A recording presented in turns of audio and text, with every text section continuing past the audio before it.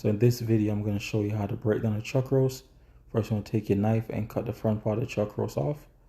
And the beef chuck roast is going to be the best value. Always look for the roast. All right, you're going to take your hand and you're going to put it in between the chuck steak and the chuck short ribs. And just pull it off carefully. And then there you go. This is going to be chuck steak, not to be confused with the chuck eye. I'm going to show you that one later.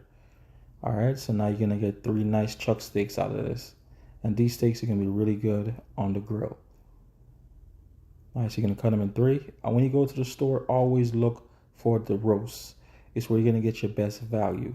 All right, so there go your chuck steaks. What you're going to do now is use your knife. And you can just take the fat off. And then you're going to go ahead and just take off some of that connective tissue that's going to be chewy. You don't want it to ruin the steak. And now you're going to get some nice boneless short ribs. All right, these are going to be some amazing short ribs. These are going to be very tender. And if you were to buy these separately, it'd be way more expensive just buying the roast and cut them yourself. So these are cut like 3/4 of an inch. Obviously, you can make them thicker or thinner, depends on what you're making. And all you need is a sharp knife. All right, so far, look what you got. You got 3 chuck steaks and 4 boneless chuck short ribs. These short ribs are going to be extremely delicious. So if you like bone-in short ribs, these are going to be way more tender. All right, so there you go. So now what's left? We're going to use our knife and take the meat off the fat. And now you're going to get some beef stew meat. And the chuck stew meat, I like it better than the regular lean stew meat because of the fat. So it's going to have way more flavor. And I'm always telling people, anytime you go to the store, always look for the chuck. The chuck is going to be the best value.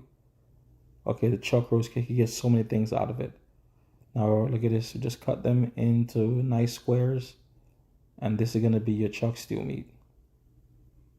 Like I said, you're just using your knife to take the fat off of it. And the fat, you could render down the fat. And you could use that as oil and stuff like that to like cook your other food. So nothing is going to go to waste.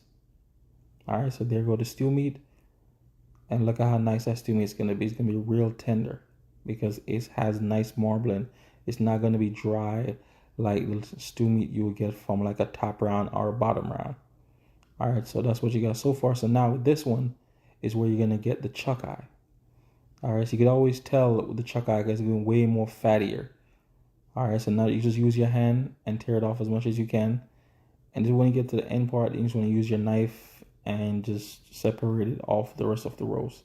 And there you go. So now these will be your chuck eye steaks. And you can just tell the difference already because it has more fat in it and way more marbling. You're going to get 3 amazing chuck eye steaks. And the chuck eye steaks is the equivalent to the ribeye. Technically, it's the first cut of the ribeye steak. That's why it's called a poor man ribeye, the chuck eye steak. And trust me, the prices on it, it's not a poor man steak anymore because now it's so expensive because everybody's buying it.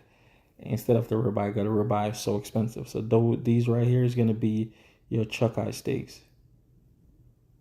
All right, so anytime you go to the store, look for the chuck eye steaks. You're going to get the same great taste and tenderness as the ribeye at a good price.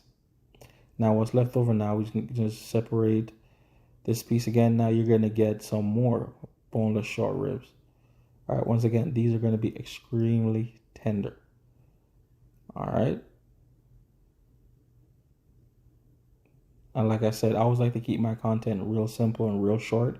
So that way, all you need is just a knife and you go home. So when you go to your grocery store or supermarket and you see the chuck roast, you could buy it, you could take it home, you could break it down, and you can get several meals out of it. All right, and now what's left, we're going to do the same thing over again. We're going to debone that part off. Not debone, we're going to just take it off the fat area. And then now what you're going to end up with is some amazing stew meat. So look at everything you got of just buying 2 chuck roasts. If you were to buy all this steak separately, it would cost you way, way more money than if you just bought it this way. So there you go. These are pretty much your beef. That's your beef chuck stew meat. And that's everything you end up getting out of it. All these amazing cuts. Now I'm just boning it to make sure I get all the meat off the fat. And like I said, with the fat, you could always render them down and use them later to make, you can use it to make butter, I'm guessing. Because you can use it to cook it. Just render it down and use it to cook later. So there you go. You got 3 chuck steaks, stew meat, chuck eye steaks, and chuck short ribs. And all of these are going to be delicious. All right, so let me know what you think in the comment section.